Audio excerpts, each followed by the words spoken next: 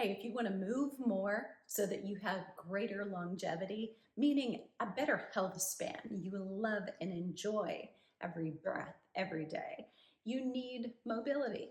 Look, we all know we need muscle, we need strength, we need to have better VO2 max so we don't get out of breath doing daily activities of life. But the thing that really pivots and opens the door for those activities to be comfortable is mobility. I'm going to show you some exercises here that are slightly different than just stretching or even in your yoga class. Now, those things are great, but if you're looking for something to target, three areas I think are most important: the ankles, the hip, and the upper back. Stay tuned. Let's do these. Oh, by the way, take your shoes off if you can. You know who you are. If you have plantar fasciitis and you need to keep them on, go for it. But shoes off would be ideal.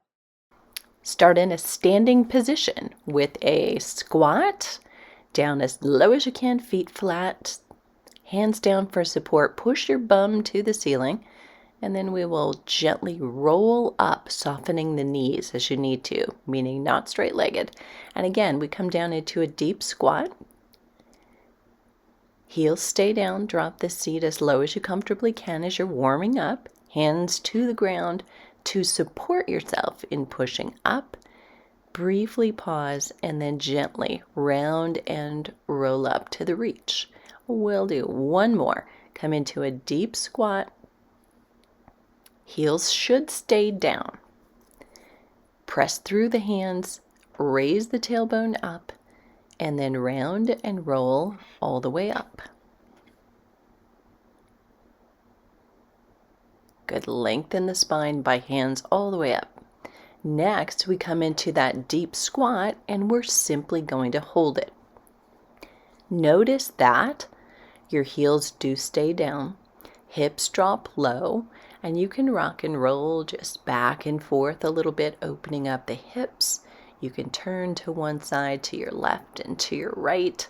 You can sit down in the middle, but this should be extremely comfortable. You didn't even reach out and touch the dog.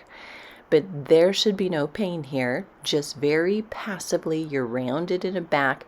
This is very much like a toddler's stance, isn't it? So there's a rounded back. When we're doing weighted work and we're not coming as low, we do want to keep an arch to the back, the opposite of this. But this is for just range of motion's sake, opening up the hips and getting comfortable. Now, we're going to take that, come all the way up for a moment, because we come down in this forward hang. We're going to hinge first, weight on the heels, and then round the back to come all the way down. Simply hold on to the elbow with the opposite hand. And that allows a little weight as your head hangs down, the upper body and the arms hang down, giving your lower back a little bit of traction. Now here there's no pulling, no pushing, you're not forcing. Gravity is doing all the work for you. What you want to observe is that my legs are fairly straight. I'm fairly comfortable with this, but if you want, bend your knees, get more comfortable first, and as you're holding it longer, you may find you can go to straight legs. You may find that it takes weeks for you to go to straight legs, or potentially you never get there. Remember that your legs, your ankle to knee, your knee to hip, are different lengths than anyone else's, and your history is different. So you're just getting comfortable, but then do bend your knees when it's time to come up, because that's been a significant stretch.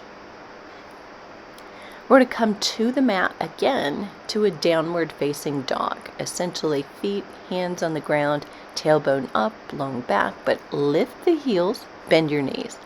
I want you to take your tailbone up. Now it's very subtle, you barely see it. And then force your heels into the ground again. You get a significant stretch through the backs of your heels. Watch again, lift, bend, tip that tailbone up as much as you can. I want you to hold it, and we're going to reach one hand to the opposite ankle. So we're getting a little bit of core exercise here. Send the heels down again. And then reaching again, now with feet flat on the floor if you can. You may be in an optimal stretch without being able to put your heels down, and that's okay. Coming back to the heel raise, flex the knees, tailbone up, and reach to the outside of the opposite ankle. So getting a good rotation through the upper and the lower back here, primarily lower. But we need this reaching ability while shoulders are open. There's a lot going on here. Next, we're going to come to the floor, into a bridge.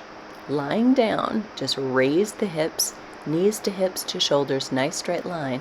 We're going to take those arms, though, actively and move them to the left and the right behind you. Now, that can be 45-degree angles up and over. It can be over your head more directly if you're feeling unable to move off to the side. But we are looking for that side reach. We're getting into the obliques in the side of the waist, but also what's called your QL, quadratus laborum muscle in the lower back, while the hips are up and stabilizing. So do some repeats where you come up, then you reach side to side, and then come down and set up again. So it's not all repeats up and then you're done. We're going to come up and down a couple of times through the hip and then release. Turning over to your belly for a prone extension. Watch the details here. Both ends come up here, legs and arms. Bring the elbows back, and then with that greater lift, reach the arms up and maintain it. Watch that again.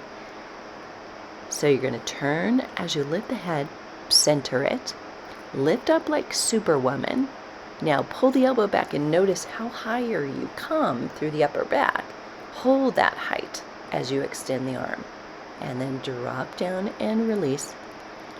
And again, comes up, pulling the elbows back allows you to come up, hold that height and reach it, and then hold and down. Nice. Last, seated, scroll your legs to the left or right to begin. Just drop them over to the side. And we're going to continue that roll through the back. So just following it through. So we've got a lift of the hips, in this case, opening up through the obliques and the entire side. We're going to stretch to the opposite side and rotate in that way as well. Again, reach up and over, and then sit and reach to the opposite side, up and over or around or both. Then, of course, other side, scroll the legs, hand down, bring it up and over. Elevating the hips gives you a little bit more arch through the back and the spine. Rotating back, other side, and you can do it up and over and around. Lift through the hips. Think of pushing forward through the hips as you come up, and reach to the opposite side as well. Good. And then hands coming back, and you're just going to flip-flop essentially the leg side to side, pushing through the front of the hip as you do that. So you're really following forward. As you're in this, you'll notice this is really hip opening, supporting that rounding, feeling a little stretch in that QL in the lower back as well if you're tight and need it. A little extra support. Mobility is important everywhere, but there are three key places where we need it most: the ankle, the hip, and the upper back. And if you struggle with knee or lower back issues, chances are you may have lost some mobility you should have in those other three places. So great ways to get access back to our ankle joint. Those are the first joints that will degenerate in most of us. Doesn't matter if you're overweight or underweight or adequate, moderate weight, we're all probably going to struggle with that as we age because we've walked on them and we've had potentially trauma, even if it's not jumping, jogging, high impact. Could have been an accident, could have been a bad sprain or fall or a break. That stays with us for a long time. Then through the hips, we sit so much. Can we all agree on that? So we have shortened but tight, not strong, hip flexors, and they're also weak. Hamstrings are weak. We sit on them. Usually the ratio of your hamstring strength to your quadricep strength is not what it should be. Our hamstrings are a little bit weaker than they should. They're not supposed to actually be equal, but there is a proper ratio. Most of us don't hit it. And then we've got weak glutes. So we need first mobility in the hip to get the adequate strength by going through the proper range of motion in exercises.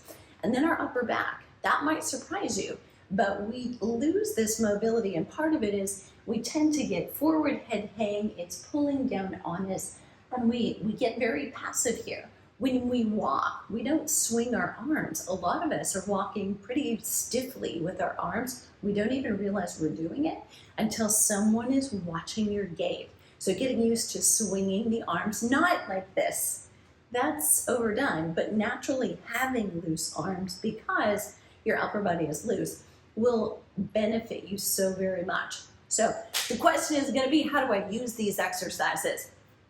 Mobility exercises you could do any day. So if there is something, number one, I would say pay attention to the ones that are a little more difficult for you. If it's difficult because you're limited by a joint, leave that one out. Let's know that we need to focus on strength around that joint so that you can do it. But if there's something that is just more challenging, that may be a sign you actually need that one. Then focus on any of those that you love that just feel really good. You can do them daily. You can do them 3 to 5 times. You can do them 5 to 10 times and have that be a nice, short, sweat-free workout in most cases. But mobility will be the thing we miss the most when it's gone, and the thing we tend to skip the most frequently. One of the wisest things we'll do for our strength and our longevity in the next 10, 20, 30, and 40 years is focus on our mobility on a daily basis. Are you in? Let me know that you'll practice any one of these for the next 30 days and then tell me how it feels. I'll see you on the flip side.